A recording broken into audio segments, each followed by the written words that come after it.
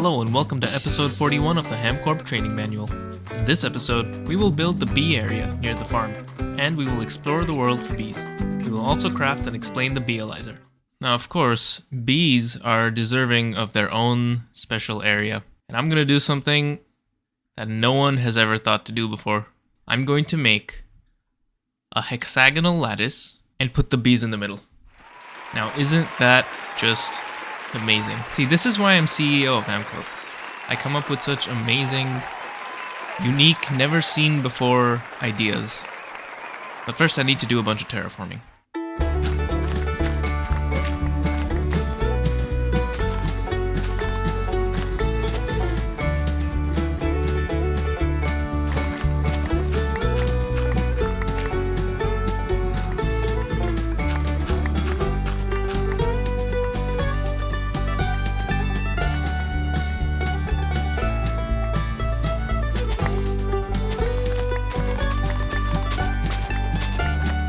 Alright, this is a good start. This is definitely not big enough, but I'll expand as needed.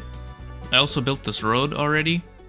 I don't think I've shown it before, but I basically moved some of these animals into shared housing and I also connected the bridge with this path to the farm, and it goes along the farm, and it's going to keep going that way, and I'm also going to have a branch that goes this way, just because why not?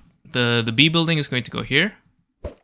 But I admittedly have not figured out a design yet, so I need to play around with it a little bit. Okay, I've been hard at work trying to find a design, and I think I finally found something that I like. This tiles pretty nicely, and it looks about as close to a regular hexagon as I could get. So I'm using these slope A start and slope A ends to get the right angle. Well, almost the right angle. So a regular hexagon would have this angle be 120 degrees, so that's 90 from this block, plus whatever this angle is. And that angle actually happens to be arctangent of 1/2, which is like 26 degrees. So it's not 90 plus 30, it's 90 plus 26, but it's close enough in Minecraft that I'm happy. These are insanely annoying to place, and each time I add a new hexagon, it's just so much effort, but it looks so good, so I'm probably gonna do it. And also, I tried to make sure that these are as close to regular as possible, because each pair of slope A end plus slope A start, this diagonal has a length of √5, which is about 2.2, a little bit more, and 4 sets of these end up being about 9. So each of these diagonal sides is a little bit less than 9 blocks in length. So I used 9 blocks on the horizontal ones. And so using the power of math, I got a hexagon that is pretty close to regular, about as close as I could conceivably get, I guess. And it tiles really nicely.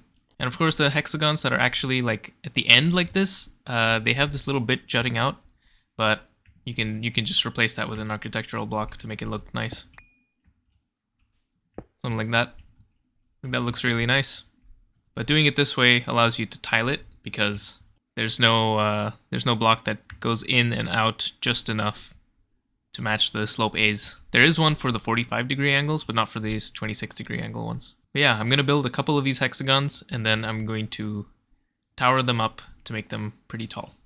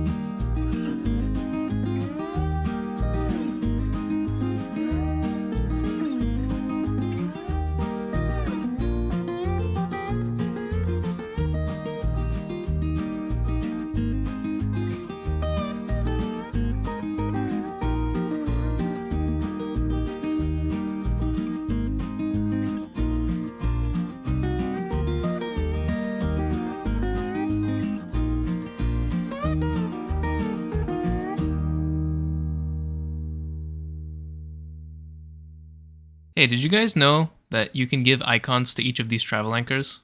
I just noticed this with the bee. I was wondering what this slot is for.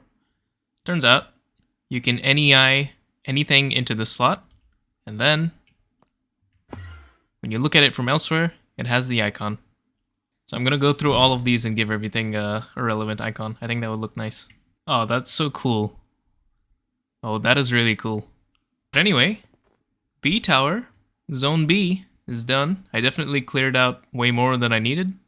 But this is good because eventually I will want to expand these hexagons. And so having already cleared out the area is pretty convenient. I've added a travel anchor and maintenance tunnel access. And also this back door.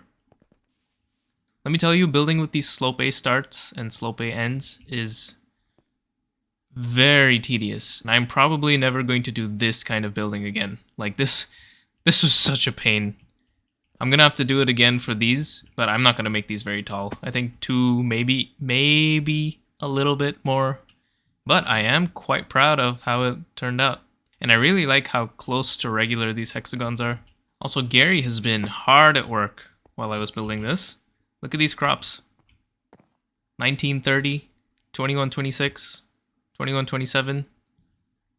We're almost at the point where he's going to start spreading them into the storage farm. But yeah, very, very happy with Gary. Very happy with this building. And now we can actually start doing bees. To get started with bees, first things first, we need a scoop. May as well make one with titanium. Why not? Next, we're going to need to go find some bees. Now, I have found a lot of bees in the early days of exploring the world. I have a lot of different waypoints, so I'm just going to go to all of these, dig them up, and come back with a big haul of bees.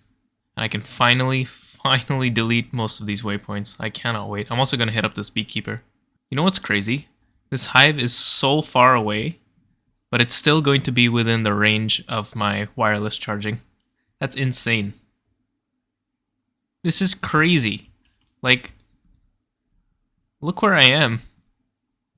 I'm here. The base is here. And I'm still within wireless charging distance. Holy shit. Anyway, curious hive. I haven't left the base in quite a while. At least not for this amount of time, and not this far. It's kind of nice. Here's a resonating hive. And another one. And another one. Here's 2 modest hives. Here's a meadows hive. Here's an unusual hive. Hey, I remember this view. I remember like going this way. That's cool. What a throwback. Here's a wintry hive. I remember there being something special about wintry princesses, but I don't remember what. Let's hit up this beekeeper. Now there's some stuff in these apiaries. I'm gonna take these. Here's a forest queen, proven frame, another one, untreated frame, a meadows queen. I'm gonna take the apiaries as well. The owner is not here, so he's not going to stop me.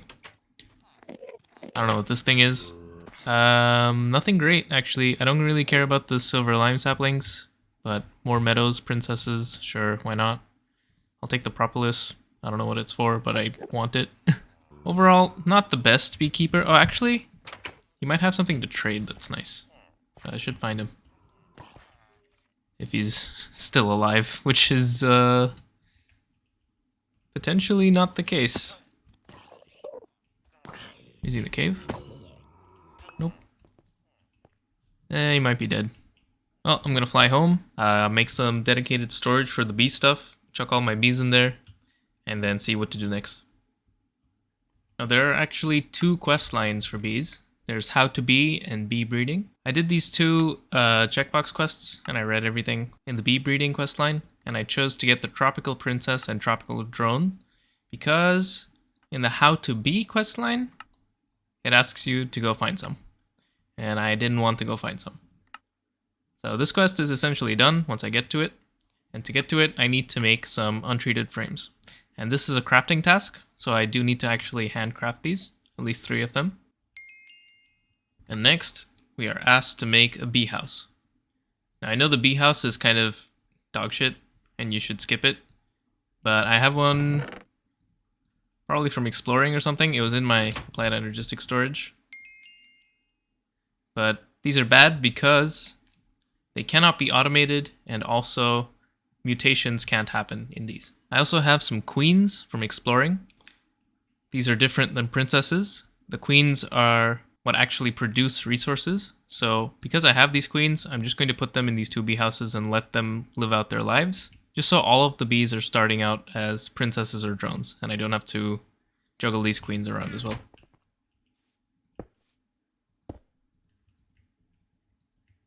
Now when you put a queen into a bee house, it does require flowers, and some things require certain flowers or certain other things like ore, for example.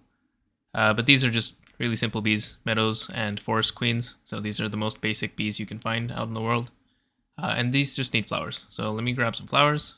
Right, and now you can see the bees flying around. And once this bar empties, it's going to produce a princess, some drones, and a bunch of other stuff like honeycombs. And when you have a princess and drones, you can make them breed. That will produce a new queen, and then you repeat the cycle over and over. And that's basically how you produce resources from bees. But like I said before, the bee house can't be automated. I'm just using them now to process these two queens. Now here's that quest with the tropical princess and tropical drone. If you did not choose the tropical princess and tropical drone, you can always go out and find one. But I'm not doing that. Next, if this was still the early game, I would suggest making a field kit, but I am not going to do this. I'm just going to skip this quest and I'm going to go straight to the beealyzer. But the beealyzer needs me to invest in forestry, which I have been completely neglecting.